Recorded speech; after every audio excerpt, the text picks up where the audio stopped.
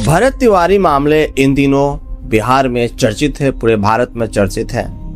चर्चित क्यों ना हो, क्योंकि जो युवा समाज के लिए अपना जान दे दिया, उस युवा के लिए विरोधी दल से लेकर के सत्ता में बैठे नेता भी चर्चा कर रहे हैं। चिराग पासवान से लेके तेजस्वी यादव तक, यहाँ तक कि खुद मुख्यमंत्री सम्राट चौधरी भी चर्चा करते हैं।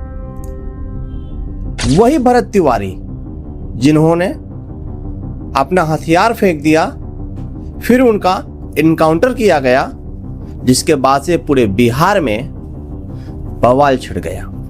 हर कोई इस बात का चर्चा कर रहा था कि आखिर भरत तिवारी को फेक इनकाउंटर क्यों किया गया।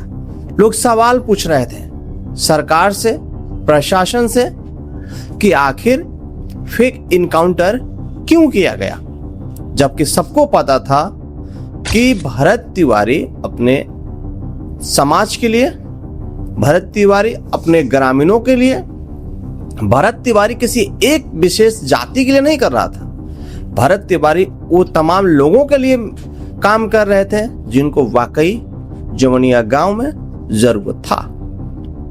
पर फेक इनकाउंटर में भरत तिवारी को मार दिया गया। देखिए, भरत तिवारी के हथियार उठाना भी गलत है, उतना ही गुनाह है जितना गुनाह पुलिस ने किया है इनकाउंटर करके।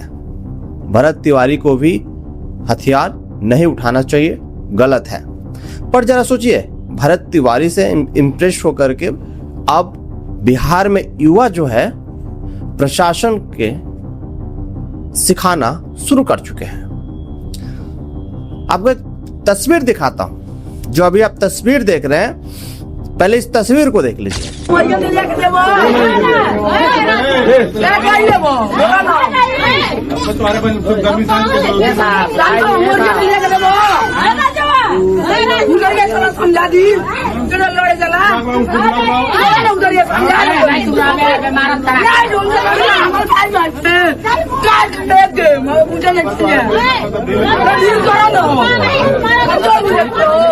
जैसे आप तस्वीर देखें, तस्वीर में कैसे एक घर में शादी समारोह का कार्य चल रहा था।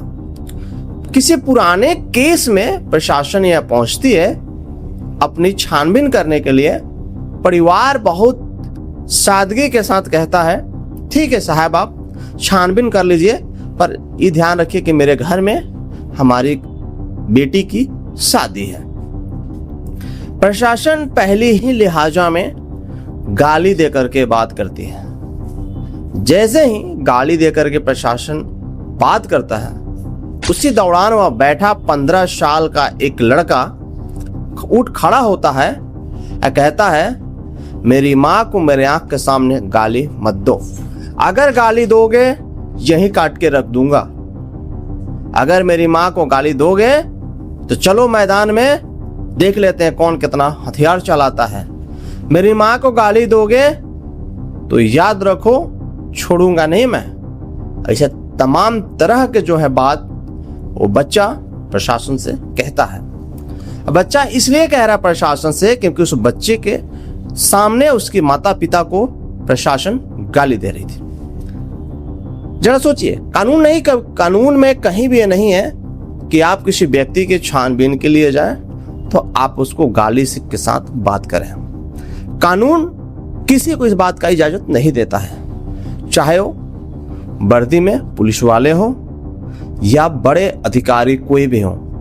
कानून किसी को गाली देने की हक नहीं देता है। यहाँ तक कि हाई कोर्ट के बार बार जब भी पुलिस वालों के खिलाफ हाई कोर्ट में या सुप्रीम कोर्ट में केस जाता है तो वहाँ पे बार बार इस बात का जिक्र किया जाता है कि आप किसी भी पर्सन को गाली नहीं दे सकते हैं। कानून के किसी भी आर्टिकल में गाली देने का प्रावधान नहीं है। अब बच्चे के सामने जब पुलिस वाला गाली देता है, उसी दौरान ये बात का पूरा झंझट शुरू हो जाता है। पुलिस वाले चुपचाप सुनना पड़ता है। कारण है क्योंकि पुलिस वाले गाली देते हैं, पुलिस वाले भी सुनेंगे गाली क्योंकि सामने वाले को गाली दे रहे हैं। पर जरा सोचिए, ये अभी तक ऐसा नहीं था। भरत तिवारी कांड के बाद से जब पूरा समाज जागरूक हो रहा है, वहीं पुलिस जो है अभी भी अपने सुधार नहीं करने चाहती है। पुलिस अभी भी सुधार नहीं करना चाहती है। पुलिस उन युवाओं को गाली दे रही है जो हमारे बिहार प्रदेश के, हमारे भारत के लिए एक मिसाल बन रहे हैं, उनको गाली दे रही है, उनकी माँ बाप को गाली दे रही है। तो जरा सोचिए वो कैसे चुप रह जाए। अभी हाल ही दिन में मैं एक ट्रेवल कर रहा था, एक जगह देखा कि एक गाड़ी वाला जो टैक्सी वाला है क्रॉस कर रहा था, उसको पुलिस ने गाली दिया। टैक्सी वाला उतरा, फिर वो भी पुलिस वाले को गाली दिया। अब देश जग गया है, कानून व्यवस्था को भी जगने की जरूरत है। भरत तिवारी ने हथियार उठाकर गलत तो किया, तो क्या पुलिस वालों ने सही किया? पुलिस वाले भी उतने ही गुनहगार हैं जो भरत तिवारी का फेक इनकाउंटर किया था। भरत तिवारी अगर गुनहगार थे हथियार उठा करके, तो पुलिस वाले भी उतने ही गुनहगार थे फेक इनकाउंटर करके। अगर भरत तिवारी गुनहगार थे, उनका इनकाउंटर कर दिया गया, तो फिर आज वो पुलिस वाले कैसे सुरक्षित हैं? उनको अभी तक सजा क्यों नहीं मिला? अगर पुलिस वाले सही थे तो फिर भरत तिवारी के घर पे केंद्रीय मंत्री से लेके राज्य के मंत्री पहुंच रहे हैं, चाहे वो सत्ता में रहते हुए मंत्री हो या विरोधी दल के मंत्री हो, पहुंच वो भी रहे हैं। तो जरा सोचिए, कहीं तो बात में सच्चाई है कि भरत तिवारी अपने सही रास्ते पर थे, अपने जवनिया गांव के लिए अपना प्राण त्याग दिए। आज उनके यहाँ 10 नहीं 20, 30, 40 हजार लोग जुट रहे हैं। कैसे? क्योंकि भरत तिवारी ने ऐसा अच्छा काम किया है, इसलिए आज वहां पे लोग इकट्ठा हो रहे हैं। और आज उसी भरत तिवारी से प्रेरित होकर के बिहार के बहुत से युवा हथियार उठा रहे हैं। पर आपको बता देता हूं, हथियार उठाना एकदम गुनाह है, गलत है, नहीं उठाना चाहिए। अपने सादगी के साथ उनके लिए मिसाल बनिए, ना कि हथियार उठाइए। हाल ही में एक विवेक सिंह है जो लाइसेंसिंग जो है राइफल लहराते हुए प्रदेश के मुख्यमंत्री शिवराज चौधरी को अनाप शनाप बोले थे, उनको भी प्रशासन ने गिरफ्तार कर लिया, अरेस्ट कर लिया है। तो गन दिखा करके, राइफल दिखा करके अपना प्रदर्शन नहीं करो। अगर वाकई भरत तिवारी के लिए मिसाल बनना है, भरत तिवारी जैसा आपको बनना है, तो हथियार उठा करके नहीं, हथियार रखो और अपने सोच समझ के साथ करो जो करना है, पर हथियार नहीं। हथियार गलत है।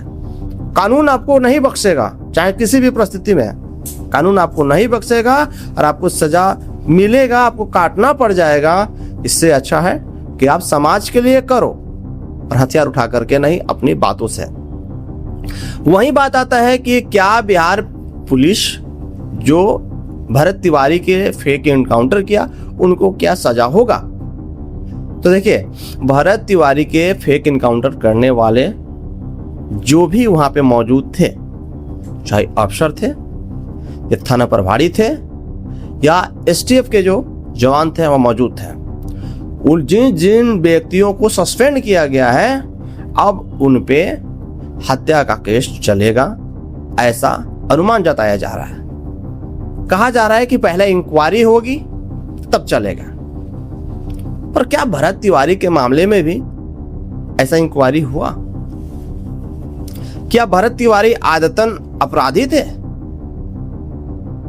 जिस तरह से उन पुलिस वालों पे इंक्वायरी होगा तब जाकर के उन पे हत्या हुआ है नहीं हुआ है इसका केस होगा। पर भरत तिवारी के बिना किसी छानबीन के धाए धाए उड़ा दिया गया। वो इसलिए उड़ा दिया गया कि भरत तिवारी समाज के लिए लड़ना शुरू कर चुके थे और जानते थे लोग, बाकी लोग जानते थे कि अगर भरत तिवारी ने ऐसा कर दिया तो आने वाले समाज में युवा जो है चुप नहीं बैठेंगे, अपने समाज के लिए, अपने हक के लिए लड़ना शुरू कर देंगे। तो क्या आप लोग कमेंट करके बताइए कि क्या भरत तिवारी ने गलत किया है या सही किया है? कमेंट करके जरूर बताइएगा। इंतजार रहेगा आपके कमेंट का।